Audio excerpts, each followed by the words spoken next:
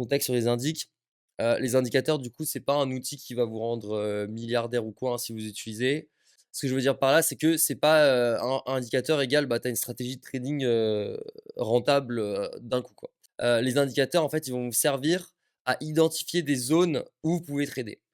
En tout cas, moi, je le vois comme ça, c'est-à-dire que, par exemple, vous pouvez vous dire et ça, c'est un truc que je vais rajouter sur l'indicateur après, c'est qu'en gros, par exemple, vous pouvez très bien trader si et seulement si, on est, par exemple, dans des signaux intéressants. Donc, là, pour cet indicateur, en fait, c'est un indicateur qui va faire de l'autocorrélation sur plusieurs, heu, unités de temps. En fait, il va vous dire genre: «Là, la tendance s'essouffle dans la timeframe correspondante par rapport à ce que les autres time frames indiquent». Donc ça vous donne en gros en une time frame, vous pouvez visualiser le signal technique de plusieurs time frames en une seule fois. Donc ça permet de faire gagner du temps, ça permet aussi de savoir quels sont les endroits, on va dire, optimum. Là, on va avoir du coup une zone à trader, donc une zone de short ici. OK? Quand la zone la courbe verte, donc la courbe rapide, rebondit dans la courbe lente, en fait. OK? Ça, c'est pour résumer le signal technique, comment il est affiché sur l'indicateur. Donc là, vous pouvez voir pareil ici, là, c'est un bon signal. Donc c'est vraiment quand ça rebondit. Là, vous voyez, là, donc il remonte, mais le signal est pas fort. C'est-à-dire que c'est un signal qui est pas terrible, qui est de moins bonne qualité. Mais ce qui va être intéressant, du coup, par exemple, pour cet indicateur, ça va être de trader si et seulement si, vous avez donc du coup la moyenne, on va dire verte, qui va, se mettre en zone, over étendue, tu vois? Overextend. Donc là, ça va être intéressant de prendre un signal et là, pareil, vous voyez ici, c'était un excellent signal de rebond. On rebondit dans la longue, et on repart du coup, on inverse les tendances en 1 heure. OK? Donc en gros, ça sert à ça. Ça va pas vous rendre riche parce qu'il y a des fois enfin ça va clairement moi je dirais que si par exemple tu struggles en trading, et que tu es genre à 30 de win rate, tu utilises des signaux, de cet indicateur, bah, tu vas directement être à genre, 60 55 de win rate, sur ton spot. OK? Par contre après, ton risk management va devoir gérer les cas où, bah, où tu as genre 40 où tu vas, foirer tes trades. Ouais, en vrai, je pense que ça va être plus tu vas même avoir plus de win rate, tu vas avoir plus genre 70. Mais par exemple, 30 des cas, bah, ça peut être des cas où, par exemple, bah, tu penses avoir short et au final, ça fait comme ça et du coup, bah, là, tu perds beaucoup. Si tu as pas de risk management, bah, tu perds beaucoup. C'est pour ça que je vous dis que c'est pas juste tu vas shorter et tu vas devenir milliardaire, en gros, sur ce signal, OK? Mais par contre, pour les débutants et cetera, c'est incroyable parce que ça vous permet de délimiter des zones où vous n'allez pas trader. C'est-à-dire que, par exemple, vous n'allez pas vous dire: «OK, je prends un signal de rebond de tendance 1 heure», si on n'est pas dans cette zone, tu vois? Donc tant qu'on n'est pas dans cette zone, donc par exemple, si on est tant qu'on genre, là, il y a pas de signal, jusqu'ici, il y a pas de signal, jusque-là, bah, là, vous vous dites pas: «Je vais long pour un retournement de tendance et continuation de tendance haussière», OK? En 1 heure.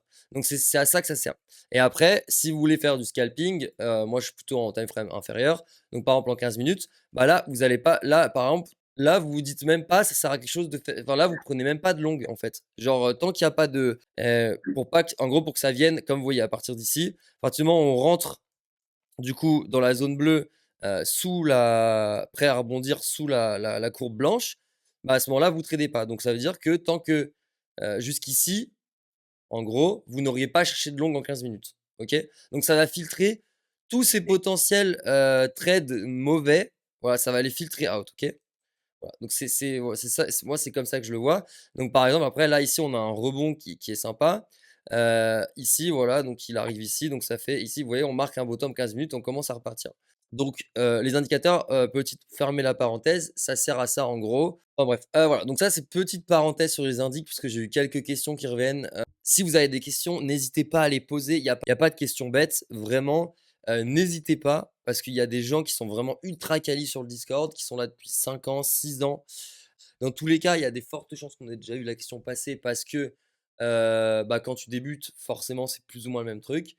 Mais donc, faut pas hésiter à poser des questions. Moi, sur le Discord, je vais répondre sans problème. Et si vous n'aviez pas vu, vous avez un channel dédié justement qui est, je ne sais pas où, qui est la question débutant où là, bah, du coup, vous allez pouvoir poser vos questions et il y aura toujours des gens, par exemple comme Kazax, mais qui est ultra quali, qui prend toujours beaucoup de temps pour répondre, aux débutants, super sympa, qui est très, très chaud.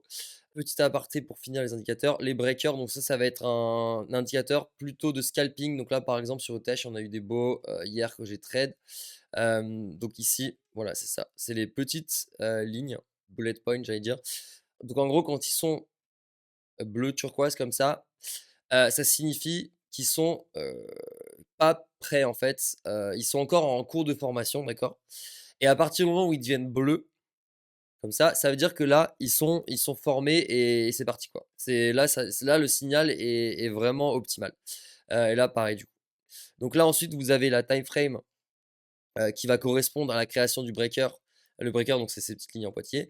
La time frame qui correspond du coup au breaker. Donc là, c'est un breaker UT 4 heures, c'est un breaker en time frame 4 heures.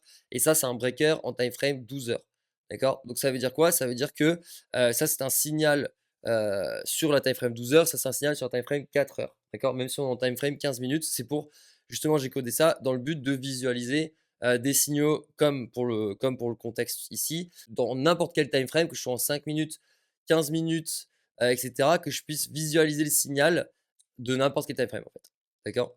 Et donc ça veut dire quoi? Ça veut dire tout simplement, ça veut dire que quand il y a ces points bleus, vous avez 95 de chances de les revisiter, dans 3 fois la time frame, en gros. C'est-à-dire qu'en UT12, ça veut dire que vous avez 36 heures, où vous êtes garanti à 95 de revisiter ces, points. Voilà, d'accord? Donc là, par exemple, vous voyez, ça a giga rebondi dessus. J'étais par ici, j'avais déjà les breakers ici, le breaker 4 heures qui était validé, breaker 12 heures en formation. Donc moi, je savais qu'ils allaient être bons, et du coup, en gros, bah, j'ai attendu ici, la prise de liquidité là. J'ai vu qu'on a repris dessus, on a rebondi là et j'ai mis un ordre ici avec un stop loss, ici et TP genre en gros, plus ou moins, sur les breakers en gros. Voilà, donc en mode, dans l'ordre de liquidité et j'ai TP en market ici parce que j'ai eu peur à la fin, qu'on me trick pas et qu'on descende comme ça. Du coup, j'ai TP juste un peu avant, mais du coup, un très bon trade parce que même si tu as un stop loss qui est un peu wide, c'est-à-dire que mon stop loss, tu vois, il était genre il doit être un peu, environ 1 avec les fees, un peu moins, mais du coup, j'ai quand même un bon RR, sachant que j'ai mon 95. Donc même si vu que j'ai 95 de chance de le gagner et 5 de chance de le perdre, même si je le TP avant, enfin même si je me dis: «OK, je TP pas jusque là» et que je le TP genre un petit peu avant, bah, j'ai quand même un excellent, on appelle ça une espérance de gain. J'ai une excellente espérance de gain, parce que, bah, je sais qu'à 95 de chance, je vais le toucher. Donc voilà, ça c'est en gros pour tout ce qui était indicateur, j'ai fait une overview très rapide, de comment les utiliser. Je ferai un framework, donc je ferai un outil sur le Discord pour le faire. En fait, ce que je vais faire, je vais pas faire un truc classique, je vais en gros entraîner une IA sur le Discord, et en fait, donc je vais la fine tune et en gros, ce sera un chat. C'est-à-dire que le bot Discord, donc le bot que vous connaissez là, TBF, tu vois? TBF Management. En fait, ce qu'il va faire, c'est que quand vous allez genre, il va vous envoyer un DM quand vous rejoignez le serveur et en fait, ce sera votre guide du serveur dans le sens où, bah, vous pourrez lui poser une question genre, voilà, genre tu vas dire: «Est-ce que ça veut dire quoi FOMO?» Bah, en gros, lui, il va te dire, bah, si tu veux, ça veut dire ça, parce qu'on va leur entraîner sur le lexique. Ça veut dire fear of missing out, si tu veux en savoir plus, va dans le channel lexique, d'accord? Et du coup, je vais coder ça là, bientôt pour aider justement les nouveaux qui viennent en crypto et je vais l'entraîner sur mes indicateurs de trading. Je vais l'entraîner du coup sur, les messages que j'ai déjà générés sur le Discord parce que si vous regardez Tisma, je commence à avoir pas mal de trucs que j'ai souvent répétés.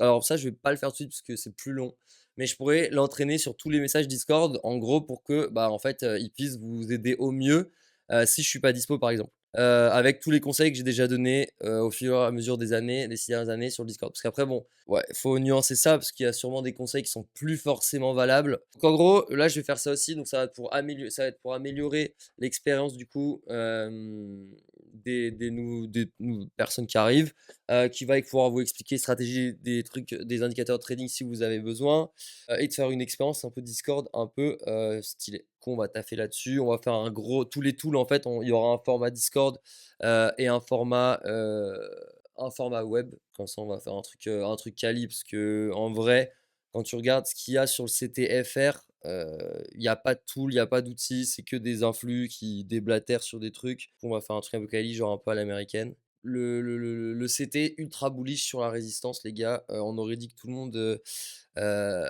mec, à 65 000, tout le monde aboyait comme des chiennes en chaleur. Moi, j'étais ultra cautieuse. Pourquoi? Parce que c'est vraiment un setup, mais genre classique, en mode Donc là, ici, on rebondit. Donc là, on fait un higher low en daily, en weekly. Donc là, relativement bullish.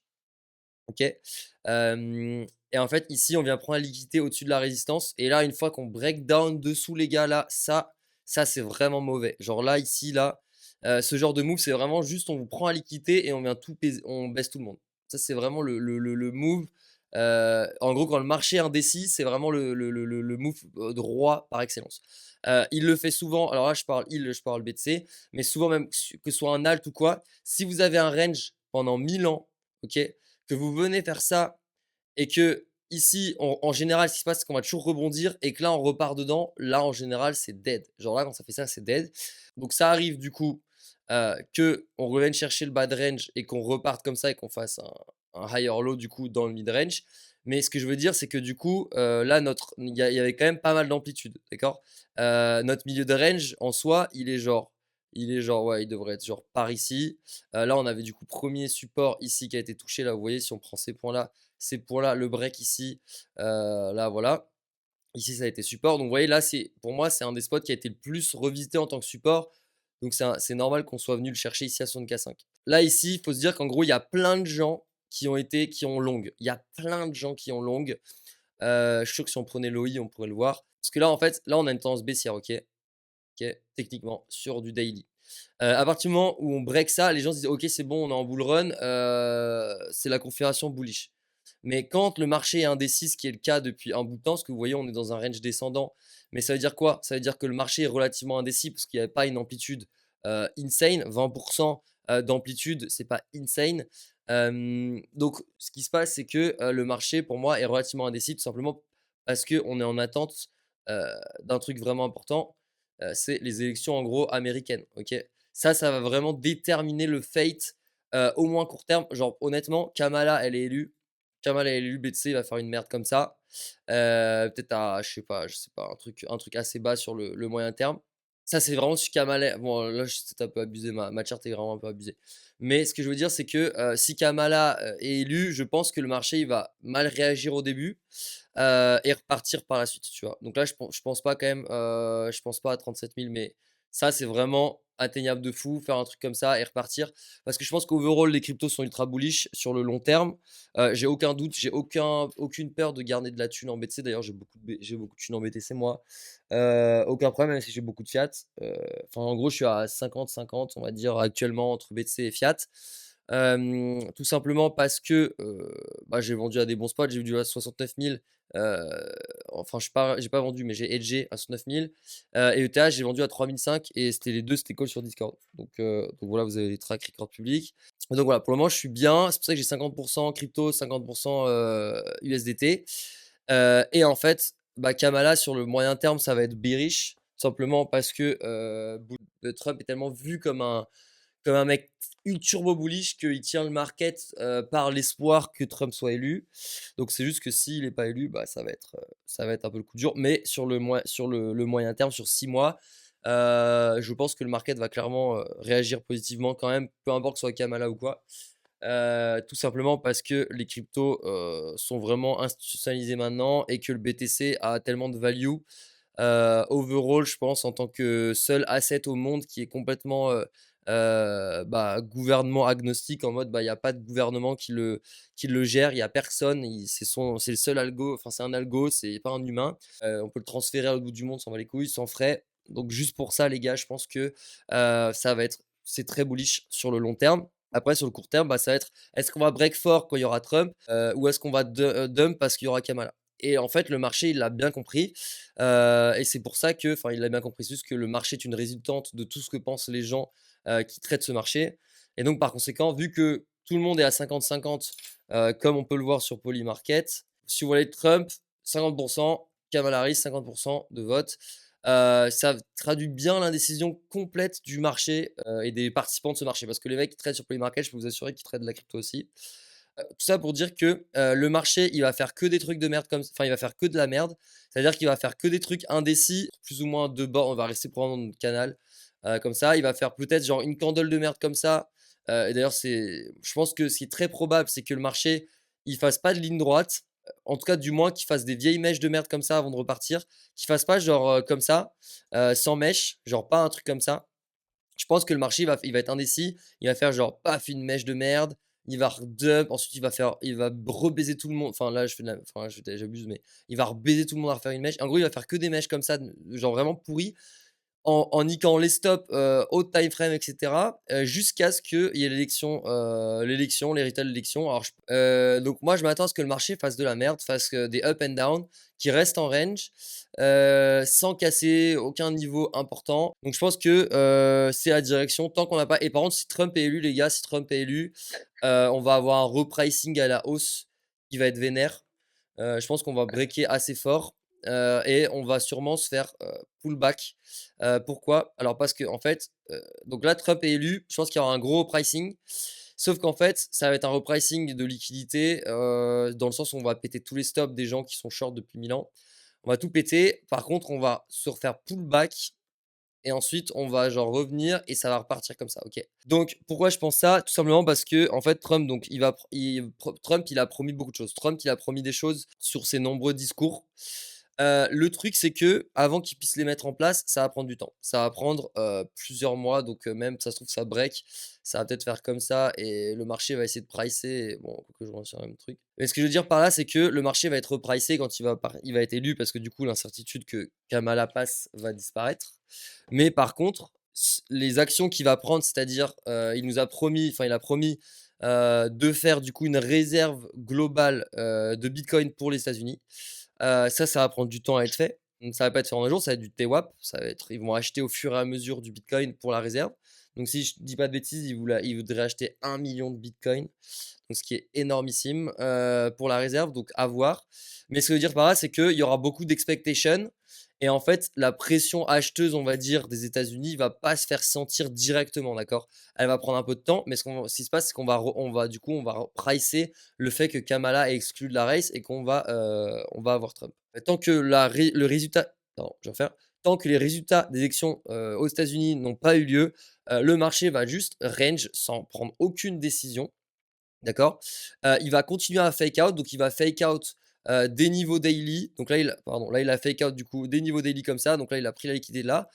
Il va sûrement fake out, cette liquidité ici. Il va sûrement venir chercher, potentiellement des lows ici et liquider, le mec qui est bon là, il a bien fermé ses positions, donc à voir. Mais il y a un mec qui a 200 millions d'open, il a moins maintenant, mais qui avait open avec une liquidation à 60K5, mais qui a offset. Du coup, il a descendu sa liquidation un peu plus bas à 58. Mais donc les liquidités là, potentiellement, on peut aller les chercher. Et ça va juste range comme ça et faire de la merde. Voilà. C'est mon avis. Et une fois qu'on a Trump, pump, du coup, assez rapide repricing, qui va pas être follow parce que du coup, la hype, on va voir que Trump, du coup, il va pas instantanément faire pump le BTC. Donc là, le prix va redump. Là, l'amplitude est peut-être un peu abusée, hein. Là, je fais juste un peu un schéma très vite fait. Et ensuite, reconsolider à la hausse et repartir et continuer le cycle. Et si Kamala, du coup, Kamala, ça va être bearish, mais je pense qu'on va revenir et on va quand même repartir in fine à la hausse, tout simplement parce que bah, le BTC, sur du moyen terme, est relativement bullish, tout simplement. Voilà. Après, pour les alts, par contre, je serais pas bullish alt. Vous me connaissez. Enfin, moi, je suis bullish certains alts qui ont de l'utilité, genre BNB. Ça, je suis assez bullish. Je suis BTC Pump, trucs comme ça. Mais overall, voilà, les alts, ils vont juste suivre Bitcoin en faisant moins bien que lui, probablement, jusqu'à ce qu'on break les 100K. Tout simplement parce que, pour qu'on ait une alt season de fou, il faut qu'il y ait, des retail qui n'aient peur de rien, qui soient novices dans le domaine et qui aient pas peur de se prendre des moins 40 dans le marché. Donc tant qu'il y a pas ces gens-là qui sont prêts à prendre des risques de fou, qui sont complètement, dégènes, il y aura pas de grosse alt season comme on l'a déjà vu, et je pense que la dernière alt season qu'on pourra avoir, c'est si on break les 100K. Et là, si on break les 100K, à ce moment-là, on va avoir un gros feu d'artifice, mais je pense que ce sera, probablement le dernier. Et après bon, quand je dis ça, c'est une généralité, il y a forcément des exceptions, par exemple les mêmes coins où là, il y a des subsets, on va dire des sous-catégories qui pump. C'est des milieux un peu gambling, hot topic, mais ça fait pas des trucs de fou non plus. Tu montes à 250 millions de market cap, pour, un token, sachant que ça prend toute la terre entière, sur un mème, qui est viral sur TikTok. Donc C'est pas de l'ampleur de l'époque. Moi, quand je parle alt-season, je parle de l'alt-season où tu as tous les altcoins, n'importe quel altcoin, même l'altcoin le plus pourri, il prend genre 15 à la journée, quoi, minimum. Donc voilà, je c'est ça alt-season pour moi. Donc après, oui, il y aura des petits sets qui vont pump, parce qu'il y aura toujours des gens, qui vont dégainer leur thune sur certains domaines. Voilà, donc c'est à peu près tout. Si vous avez encore des questions, n'hésitez pas, c'est maintenant. J'ai taffé, alors non, pas vraiment. J'ai taffé genre en mode, l'été une fois, genre en 2000, je sais plus, 2018-2019, j'étais taffé en banque, mais c'était un peu claqué, genre, enfin, c'est pas vrai taf, je dirais. Disons que j'avais accès au truc tradi, c'était au Crédit Mutuel. Au truc tradi, en gros, je faisais des analyses pour, en gros, le CEO de la caisse où j'étais, enfin le directeur de la caisse où j'étais, pour qu'il présente aux actionnaires et tout. Mais c'était pas un vrai taf à proprement parler, dans le sens où, bah, j'avais pas c'était genre un CDD de 2 mois, tu vois? Donc voilà. Non, jamais eu de taf, sinon. Mais tu t'es formé en ligne tout seul, quoi. J'ai fait donc j'étais à Polytechnique Lausanne, donc c'est très bonne école informatique, ingénieur. Et en fait, bah, j'ai toujours eu des facilités à l'école, on va dire, et j'ai jamais été trop scolaire. Et en gros, bah, en 2000, mi-2017, j'ai un ami qui m'avait parlé des cryptos et en fait, j'en avais déjà entendu parler à l'époque. Et moi, en fait, je me suis pas vraiment intéressé à l'aspect technique au début. J'ai surtout kiffé de fou parce que, il y avait un gros problème à l'époque en 2007, c'est que tu pouvais pas créer de compte comme tu peux le faire aujourd'hui, et tu pouvais pas trader en fait, comme tu le fais aujourd'hui. C'est-à-dire qu'à l'époque, si tu voulais faire du trading, il fallait genre ouvrir un compte, chez, IG Markets, des gros brokers, et en fait ces brokers-là, ils faisaient des comptes minimum, donc déjà 18 ans, donc c'était une première barrière parce que moi j'ai commencé à faire des comptes démo quand j'avais 16 ans en trading, mais c'était pareil, c'était un peu claqué, j'ai dû faire genre 4-5 mois, mais après t'as pas de ROI en fait, genre tu fais des trucs, mais c'est du compte démo, donc voilà. Mais j'avais pas l'âge pour créer le compte, et j'avais surtout pas les thunes parce qu'en gros, pour ouvrir un compte chez un broker, officiel, à l'époque, il fallait genre déposer 10 000 € minimum pour ouvrir un compte. Donc ça veut dire que si tu pas 10 000 €, tu pouvais rêver faire du trading, c'est mort. Et en fait, quand mon pote m'a parlé des cryptos et qu'il m'a montré genre Coinbase, Kraken, je me dis: «Putain, mais c'est trop stylé, ça veut dire que je peux faire du trading en ouvrant un compte, en déposant 5 balles». C'est-à-dire que je pouvais acheter 5 balles d'Ethereum et faire du vrai trading. Et en gros, à partir de là, ça a déclic chez moi. Et là, à ce moment-là, j'ai commencé à aller sur des Discord genre bien sombres parce qu'à l'époque, en 2017, il y avait pas de genre mi-2007, il y avait pas de ressources. Il y avait pas de Discord anglais, enfin Discord, c'était assez récent, enfin c'était pas méga utilisé encore. Pas pour j'ent pas enfin, j'entends pour les trucs hors gaming surtout. Donc il y avait des petites communautés, genre de 150 membres, et cetera. Et là, bah, j'ai appris comme ça. Il y a des mecs qui tradaient, des fois des mecs des marchés tradix qui étaient venus en crypto, qui ont eu le flair assez vite, des mecs comme ça. Ensuite, on m'avait conseillé du coup très justement un livre que je conseille tout le temps, qui est Technical Analysis of the Financial Markets. Donc ça, c'est vraiment la bible du trading pour moi parce qu'il vous explique en fait, c'est un livre qui date de 1900, je sais pas, 80, un truc comme ça, sur la finance de marché, l'analyse technique surtout, voilà, mais qui est très véridique encore aujourd'hui parce que les concepts sont exactement les mêmes. En fait, quand tu fais de l'analyse, technique, en fait, tu analyses, tu réfléchis à pourquoi est-ce que la psychologie humaine est comme ça, tu vois? Et donc c'est des concepts qui sont vrais aujourd'hui, demain, qui seront encore vrais, bon après quand il y aura peut-être plus que des algos qui tradent, peut-être pas, mais en tout cas bon, pour le moment, c'est encore très réel. Et en fait, bah, j'ai fait ça, j'ai passé des heures devant les cours. Moi, j'étais genre H25 sur les cryptos, genre que ce soit ça d'ailleurs que j'ai arrêté après, le PFL pour faire que de la crypto, mais parce que tout simplement, mais je perdais tellement de temps, en trading, enfin en faisant du trading, je tradais jusqu'à genre 5 heures du mat, je faisais du scalping à fond. Moi, j'ai toujours fait du scalping, parce qu'en gros, bah, les concepts du livre, je les ai appliqués, donc c'était des trucs basiques à l'époque, c'était genre RSI, momentum, trucs comme ça, support, résistance et tout. Et en fait, de fil en aiguille, bah, à force de regarder les courbes, je me suis rendu compte qu'il y avait des trucs, bah, des patterns, des divergences, tout qui marchaient de fou. Et donc en gros, c'est pas compliqué, j'ai pris la fonction replay là que j'ai cliqué ici sur TradingView, je suis revenu X temps en arrière, j'ai fait comme ça, paf. J'ai pris un Excel, je me suis pris un Excel à côté, et ensuite, bah, je me disais: «OK, par exemple, là, je sens bien que je pourrais long». Genre parce que, d'après ma stratégie que j'ai vue dans le livre et tout, je pourrais long, d'après les mecs d'après les connaissances que j'ai emmagasinées, je pourrais long, et je mettrais un stop loss, je vais dire au pif, un truc comme ça, tu vois? Donc je faisais ça, je notais dans mon Excel genre, 7,8%, TP à 2486, stop loss à 1,42%, à 2274. Et ensuite, bah, j'allais défiler les candles. Donc j'allais faire genre tac, tac, tac, tac, tac, tac, tac. Et là, j'allais réévaluer mon trade. Je me dis: «Est-ce que maintenant je coupe mon trade en profit ou pas?» Là, je me dis: «Bah non, il y a pas de raison de couper» et je continue et je backteste mon test co je backtestais mes trades comme ça. Et en fait, au bout d'un moment, après genre, 1 semaine et demie de backtest, genre assez énervé, et bah, au bout d'un moment, je me suis rendu compte que ma strat, bah, elle perfait de fou. Voilà, je me suis rendu compte que j'avais un giga win rate, je sais plus les stats exactement, mais j'avais un giga win rate et je pouvais appliquer ça en réel. Et en fait, bah, j'ai appliqué ça en réel et bah, j'ai commencé à faire grave de la thune. Bah, en gros, toute cette période, moi, je me suis fait putain, ça remonte à loin quand tu regardes sur la chart. Là, les gars, c'était la mort. Là, c'était la mort. Là, c'était la mort aussi. Donc là, en gros, c'était des périodes où j'étais de nouveau à l'EPFL. En gros, j'avais fait des j'avais pris un an, on va dire, off, entre mes années de PFL, justement pour farmer, en fait, le trading. Mais là, bah, quand je pouvais plus farmer, en fait, parce que moi, je tradais quasiment que du bitcoin.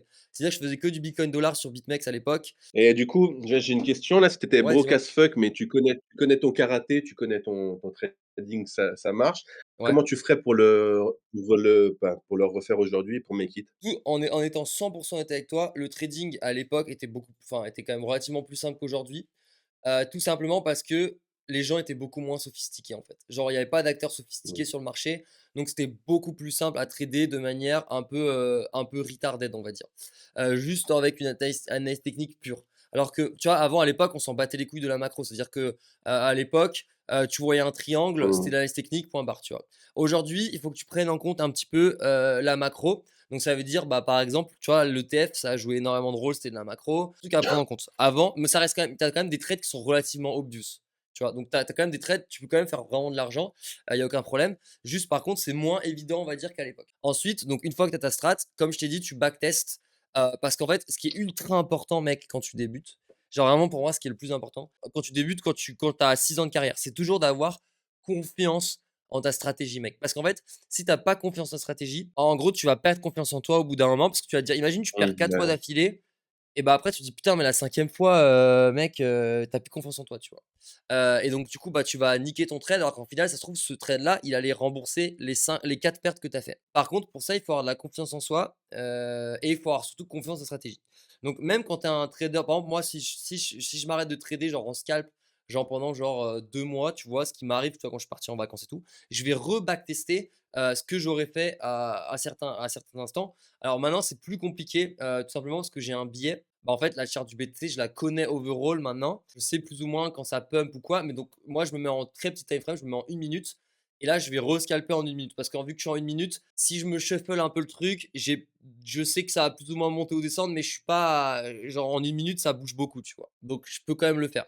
Mais c'est un peu moins évident, là où à l'époque, bah, du coup, j'étais quand même, sur l'historique du bitcoin, bah, il y avait plein d'historiques que j'avais jamais vu. Après, tu peux le faire sur des altcoins, ça marche aussi, même ça se trade un peu différemment. Tu peux le faire sur des altcoins, tu peux faire sur d'autres trucs. OK? Donc ça, c'est le premier truc. Donc déjà, avoir confiance en stratégie et surtout, donc tu vas partir avec un petit capital, et donc par conséquent, bah, il faut que tu fasses fructifier un max. Donc le truc, c'est que il faut que pour ça, il faut que tu, bah, leverage ta strat au maximum. Si tu sais que ta strat, elle est rentable, que tu l'as backtestée et que tu vois que sur 2 semaines, tu fais de la thune et bah, à ce moment-là, rien ne t'empêche de la leverager, d'accord? Parce que souvent on entend: «Ouais, leverage, blablabla, c'est mal, blablabla», mais c'est bullshit. Le leverage, c'est bien si tu sais bien l'utiliser, tu vois? Parce que moi, en gros, j'ai start avec genre 1000 balles, tu vois? À l'époque, quand j'ai commencé le dérivé sur BitMEX, j'avais quoi? J'avais 1000 balles, peut-être 2000 balles en crypto et en fait, moi, ma strat, je savais qu'elle était rentable. Donc en gros, je me mettais en levier x10 et après j'ai développé une autre strat en x25. Mais par contre, il faut que ta strat, tu l'aies d'abord, que tu aies fait ton travail avant, que tu l'aies backtesté. Faut pas y aller en mode à Ouais. l'aveugle parce que si tu vas à l'aveugle et tu leverages, c'est comme ça que tu vas fumer ton capital, tu vois? Il faut vraiment que tu sois sûr Mmh. que bah, que c'est sa strat, il faut que tu aies confiance, tu vois? Que tu aies vu que sur du papier, tu peux avoir de Ouais. la perf, des trucs comme ça, tu vois? Donc ça pour moi, c'est très important. Après, il y en a évidemment, il y a des stories où il y a des mecs qui vont trouver un shitcoin et en gros sur ce shitcoin, bah, ils vont faire des perfs de fou. Le truc, c'est que pour être consistant, pour être fiable sur la durée là-dedans, c'est pas possible. Genre, c'est très compliqué d'être fiable. Par exemple, tu vois, il y a pas mal de mecs qui ont fait un peu de buzz et tout, genre, je sais pas si vous avez vu Gaki sur Twitter avec qui j'avais dénoncé un petit peu et cetera.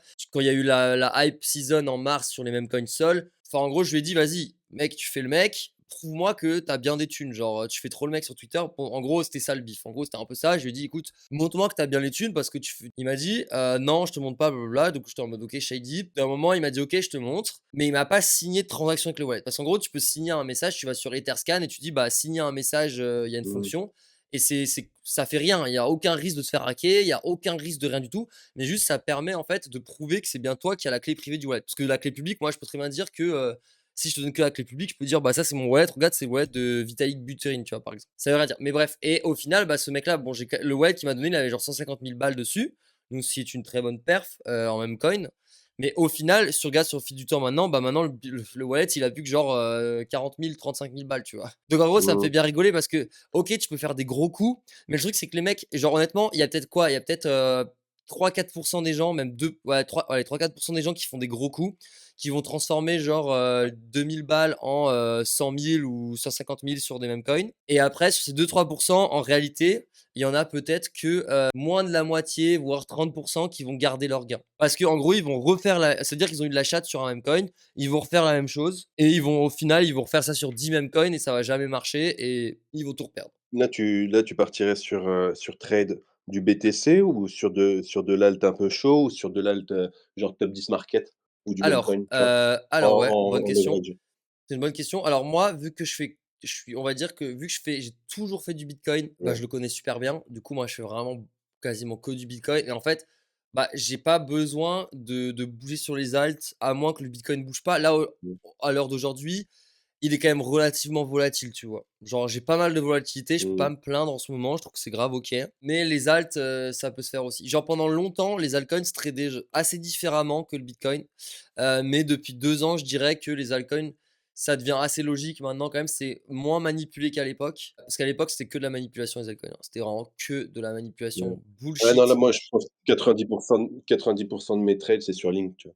Voilà, OK, ouais. Mais si tu voilà, bah, après tu peux très bien te spécialiser sur un altcoin parce qu'en gros, un altcoin, il va Mmh. être quasiment toujours tradé de la même enfin, il va souvent trader de la même manière. Genre, tu vois, Ouais, par c'est exemple, vrai. TRX, par exemple, TRX, il trade de manière très particulière. Genre, c'est le seul coin, mec, il est en tendance haussière depuis 2022. Il fait des patterns ultra chelous, mon ref, genre vraiment truc, bizarre as fuck parce qu'à mon avis, Mmh mh. il est pas fully organique. À mon avis, il y a des trucs qui se trament derrière. C'est le coin Justin Sun. Il y a des trucs qui se trament derrière, mec, sur Tron, parce que littéralement, c'est un coin, mec, qui sert à rien. Le token n'a aucune valeur. Il y a pas d'écosystème intéressant dessus. Enfin, c'est claqué. Pourtant, ils traitent comme ça. Alors que tu vas avoir des tokens, bah, eux qui vont faire plus du pump and dump à la Flux, tu vois, où ça va vraiment des pump and dump tout le temps.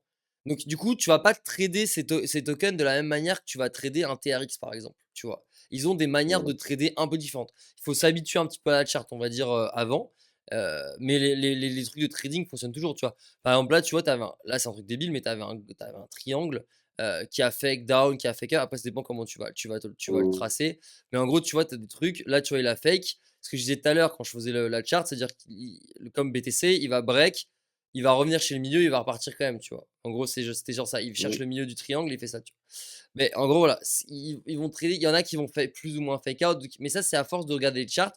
Si tu es sur l'ordi souvent, bah, tu regardes les charts, tu mets un écran avec les charts et puis tu passes ton temps à les regarder en 5 minutes et au fur et à mesure du temps, tu vas te rendre compte de certaines choses, tu vois? Tu vas te rendre compte que certaines divergences fonctionnent. Bon, bah, s'il y a plus de questions les gars, bah, c'était un plaisir de faire ce petit là avec vous. On pourra peut-être faire un truc un peu bon, je fais des gros bisous, on se capte, sur les channels, n'hésitez pas à me taxer des questions ou même vous avez pas osé poser, parce que vous étiez un petit peu timide et tout, n'hésitez pas à me les poser, sur les channels normaux et sinon par message privé, mais juste ça peut prendre un peu plus de temps pour que je réponde si je le vois pas. Allez, je vous dis ciao les gars, ciao, ciao.